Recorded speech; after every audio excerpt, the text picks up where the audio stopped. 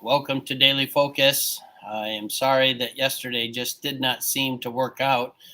And for those of you that my words printed out on the screen, I'm going to have to learn to talk more clearly. That was hilarious. But if you don't know anything about it, then it's no big deal. Anyway, 1 Corinthians chapter 13, I want to end this chapter. I'm going to do the same thing that I was trying to do yesterday, but get it accomplished today. That is that 1 Corinthians 13, starting in verse number 11, says, "When I was a child, I spake as a child, I understood as a child, I thought as a child. But when I became a man, I put away childish things." It's just simply, while we're here on earth, we're not complete. While we're here on earth, we have these weaknesses and these frailties and these things that we're dealing with that are harsh and hard to sometimes reconcile and certainly difficult to work through. But when Jesus comes at the rapture and we receive a glorified body, we will receive a body that will never be able to die. It will never age. It'll never be able to sin. It won't even be tempted. And so it's going to be an amazingly different thing, because all of our weaknesses, all of our immaturities will now be complete. They will have reached maturity. And so he said, while we're on this earth and we're traversing through, we need to let the love of God flow through us. We literally need to be allowing God to use us as conduit to accomplish showing his love to those around us. We show the unsaved love by giving them the gospel of Jesus Christ. We show brothers and sisters love by extending grace and mercy and bearing burdens. We ought to let the love of God flow through us. And that really is what is going on in 1 Corinthians 13. But there's a day coming that we will literally be able to express that love in and of ourselves, because we will have reached maturity. And that's what that verse is talking about. For now we see through a glass darkly. We don't understand everything. But then face to face. Now I know in part, but then shall I know even as I have been known.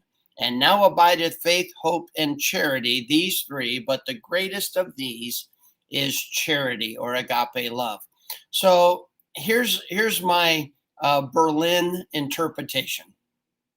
I think at the rapture that all of Christianity is going to do this. Oh, of course.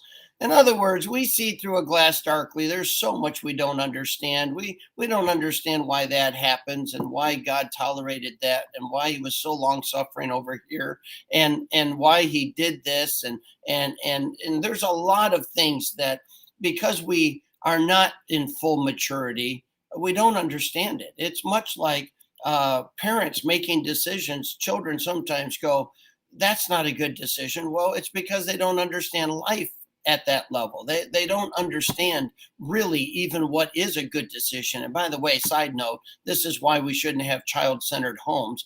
God gave them parents who would have wisdom and maturity to help them make good decisions. Well, we have God for that, because we don't understand. We don't see. We're not in full maturity. We certainly have weaknesses. And so God says we see through a glass darkly, but then face to face. When we see Jesus, we shall be like him, for we will see him as he is. And at that moment, that childishness, that immaturity, those weaknesses are overcome with maturity.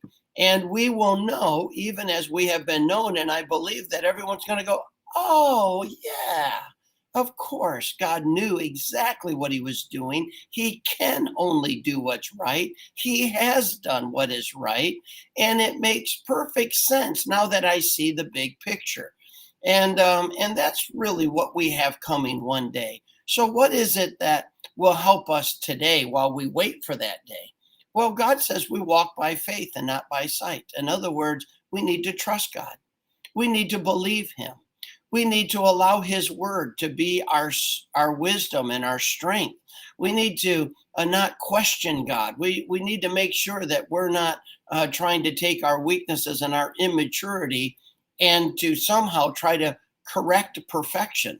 That's just arrogant, maybe the height of arrogance. But God says, you know what? Just step back and know I have it all under control. You get to participate in my program, and part of my program is showing love. And so make sure that you are yielded to the Spirit, that you're walking in the Spirit, so that you can deny and mortify your flesh and put it to death, so that you can live and walk in the Spirit and God can be glorified. And the way that we do that is letting the love of Christ flow through us. May we each determine today we're going to be conduit.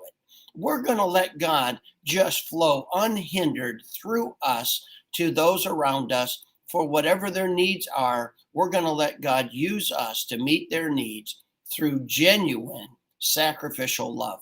May God bless you. I look forward to seeing you again tomorrow. I'm here in Wisconsin for the Baptist World Board meeting, and we're having a great time. Appreciate your prayers regarding it, but I'll look forward to seeing you again tomorrow.